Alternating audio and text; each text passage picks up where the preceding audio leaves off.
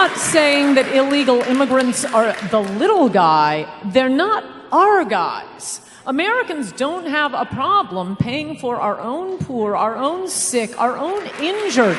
But the idea is we're like a family. We're all in this together. Aren't you in favor of welfare reform? And you say, but, there, but for the grace of God go I. Okay, but you don't get to, this isn't the entire world we're talking about. We're not turning America into, the universe's charity ward. We need to take care of our own. And that's what's hurting the little guy.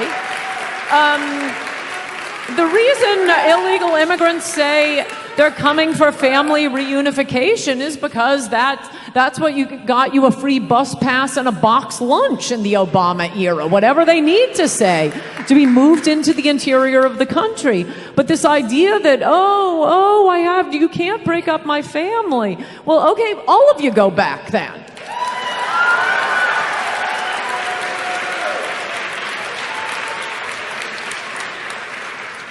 I think it's hilarious that you're sitting here saying that you care about taking care of our poor people and spending our taxpayer money on government programs that help our poor people. You've been on the record on multiple occasions talking about how much you hate the welfare state. And so you don't care about taking care of anyone. You care about lower taxes for yourself, and that's pretty much it. And look, as I just tried to explain, but again, it's like talking to the old Soviet woman who doesn't grasp the free market. Name calling is super This isn't a classy. question of whether we take care of our poor. And I must say, immigration makes everything harder. And one of the biggest things it makes harder is the distribution of welfare. Look at all of the scams on welfare. Is that going to the poor? No, it's going to the Russians in Brighton Beach. It's going to the Cubans in Miami. It's going to the Arabs up in Michigan. One thing that immigrants, legal and illegal, really have quite a strong proclivity for that is not part of our native American, even our Native American criminals, are massive financial frauds and government frauds. They don't consider themselves part of our kin, part of our family. It isn't that we're all in this together. America is like Disneyland to these criminals. It is ripping off all of these systems. So to say you want welfare to be distributed in a way that is useful, that helps people, that gives them, allows them to get work and jobs, is not being against helping the poor. It is being for helping the poor. Away from the financial and economic part of immigration, which we have discussed extensively here, on the cultural piece, would America benefit from limiting or eliminating immigrants? Well, I mean, I think it makes sense to limit immigrants. We do have, our resources are not, they're finite. So, of course, it makes sense to limit. But just culturally, because we've done the financial economic part. Look, I'm not afraid of different cultures, right? I'm not afraid of people speaking Spanish. It doesn't get me emotional. It doesn't make me feel scared. And I know that there are some people who feel afraid of that happening.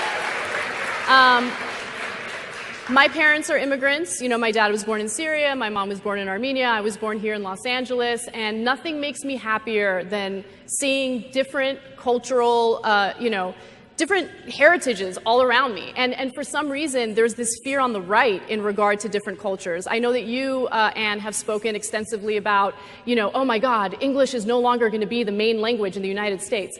That's not true. That's not true. And besides which, why does it make you so uncomfortable to hear people speak Spanish, right? And then you also refer to your own family members as settlers. Well, okay, so they got the luck of the draw and they were able to come into this country and settle without, people discriminating against them and stopping them from doing so. But who are we to say, oh, Mexicans can't come in because, as you say, you think they're peasants? I don't think they're peasants. I actually think that they enrich this country with their culture.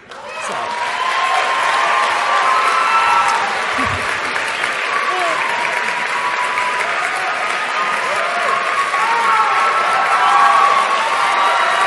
Three questions.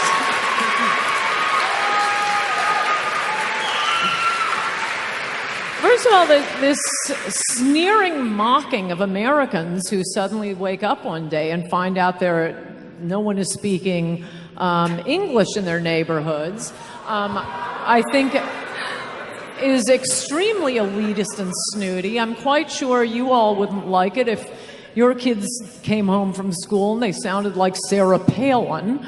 I think that would be a cultural shock for you. Certainly in California, most of the neighborhoods that have gone all Hispanic are black neighborhoods, and not through casual movement. One of the ways our culture changes with immigration, both legal and illegal, is there is not a lot of tolerance, as much tolerance as Americans have. You have black gangs, or rather Hispanic gangs, going into the black neighborhoods, screaming epithets, throwing bottles at their houses. The LA Times has written this up extensively. So I think it's very sneering and mocking of you to be referring to mostly African American and other immigrant neighborhoods that suddenly aren't speaking English, and oh, they're afraid of Spanish. No, they think that their kids shouldn't be turned away from a job at McDonald's because they don't speak Spanish. That was one witness's testimony in Congress, a black guy from retiring Ann Coulter is an 11-time best-selling author whose latest book is called Adios, America, The Left's Plan to Turn Our Country into a Third World Hellhole. That's the title. Sounds like a perfect holiday stocking stuffer to me. Please welcome Ann Coulter. I could ask you two questions. One is, you know, about Trump threatening to boycott, and the other is about Snooki having sex in the car. The question is, go ahead. Definitely Snooki. Okay, what do you want to say about it? First of all, I'm so glad I'm doing The View, so I found out about this. I was just watching you backstage. You don't get the real news watching the other channels. I guess that's one way to get your husband to have sex with you. He was driving, and I sat on him. Why not? And then I tied him up and attacked him. That's when I conceived my child. Okay, would you ever try to do that? No, I don't. Okay, all right, let's get to politics. Because Republicans seem to be coming to terms with the fact that, Donald Trump may in fact be the nominee. I've been saying it all along. Have you? Oh, yeah. I mean, what happens if he runs against Hillary? He'll be demolished. The woman knows the stuff. Fantastic, and I think he's exposing really both parties and how much control the donors have. He's saying things that people have been dying for someone to say, but they won't because their donors, in the case of immigration, want the cheap labor. We saw it with Scott Walker. Trump comes out against anchor babies. Scott Walker tries to agree with him and saying, oh, I'm against anchor babies too. And then billionaire GOP donor Stanley Hubbard steps in and says, no, we're for anchor babies. And suddenly Scott Walker drops that as his position. Same thing with the 12% tax rate. You can't just, if you disagree with him or go up against him, you drop out. You lose the money. Well, no. You can't take positions that most Americans, I mean, it's Donald Trump and the American people against the political class and the donor class. The same thing with his tax plan. And I mean, I love him for immigration, but the donor class is the Koch brothers, let's say, for example. Are they going to put their money behind Trump? Probably not, but who cares? The people are for him. That's what we're finding out right now. Look at all of the money Jeb Bush had. And by the way, both parties with that 12% rate on hedge fund managers. Hillary Clinton was on the finance committee. I'm sorry, that is unfair. And it takes Donald Trump saying no hedge fund managers should pay the same as Ann Coulter does. It takes him saying that because the donors have been stepping in saying, no, we like paying less than everyone else. But wait a minute. I remember you already sold. Okay, do you think he can win? You're paying a higher tax rate.